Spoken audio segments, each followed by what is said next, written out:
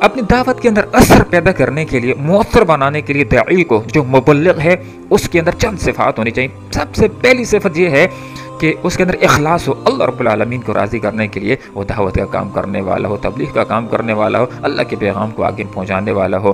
دوسری بات یہ ہے کہ اس کا کردار بہتر ہونا چاہیے۔ تیسری بات یہ ہے کہ اس کو خوش اخلاق ہونا چاہیے، اور داعی کے اندر ایک صفت یہ بھی ہونی چاہیے کہ جس کو دعوت دے اس کو ایک اچھا انسان سمجھنے والا ہو، قیمتی انسان سمجھنے والا ہو۔ اور داعی کی ایک صفت یہ بھی ہونی چاہیے کہ اس کے اندر صبر بھی ہو، یعنی کہ دعوت کے میدان کے اندر ہو اور کوئی اس کے ساتھ الجھ جائے تو یہ بھی لڑائی کرنا شروع کر دے، نہیں بلکہ وہاں پر اس نے صبر سے کام لینا ہے، بالکل اسی طرح صبر سے کام لینا ہے جس طرح طائف کے میدانوں کے اندر اللہ کے رسول صلی اللہ علیہ وسلم نے صبر سے کام لیا تھا۔ اور داعی کی ایک صفت یہ بھی ہونی چاہیے جو اپنی دعوت کے اندر اثر پیدا کرنا چاہتا ہے کہ جس بات کی وہ دعوت دے رہا ہے وہ اس کے اوپر خود بھی عمل کرنے والا ہے۔ اس طرح اس کی دعوت کے اندر ایک جان پیدا ہو جائے گی، اس کے اندر ایک اعتماد پیدا ہو جائے گا، لیکن دعوت دے گا خود عمل نہیں کرے گا تو وہ اس وعید کا شکار ہو جائے گا۔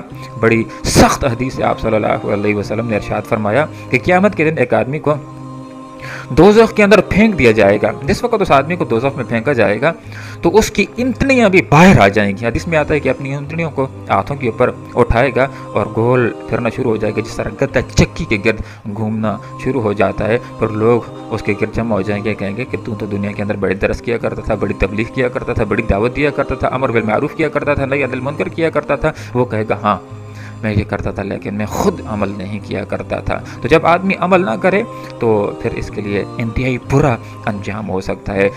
آپ صلی اللہ علیہ وسلم نے معراج فرمائی اور اس موقع کے اوپر آپ صلی اللہ علیہ وسلم کو جہنم کا دورہ بھی کرایا گیا۔ جہنم کے اندر آپ نے کچھ لوگوں کو دیکھا کہ ان کے ہونٹوں کو کینچیوں کے ساتھ کاٹا جا رہا ہے۔ جبرائیل امین سے پوچھا تو انہوں نے بتلایا کہ یہ وہ لوگ ہیں جو لوگوں کو تو نصیحت کیا کرتے تھے لیکن خود عمل نہیں کرتے تھے۔ اللہ رب العالمین سے دعا کرتے ہیں کہ اللہ تعالی ہمیں اس بات کی توفیق عطا فرمائے کہ ہم اللہ کے پیغام آگے پہنچانے والے ہوں، دین کا کام کرنے والے ہوں، اسلامی نظام کو غالب کرنے کے لیے جدوجہد کرنے والے اور لوگوں کو بھی اس راستے کے اندر اپنے ساتھ شامل حال کرنے والے ہوں۔ اللہ عمل کی توفیق عطا فرمائے۔ وآخر دعوانا ان الحمدللہ۔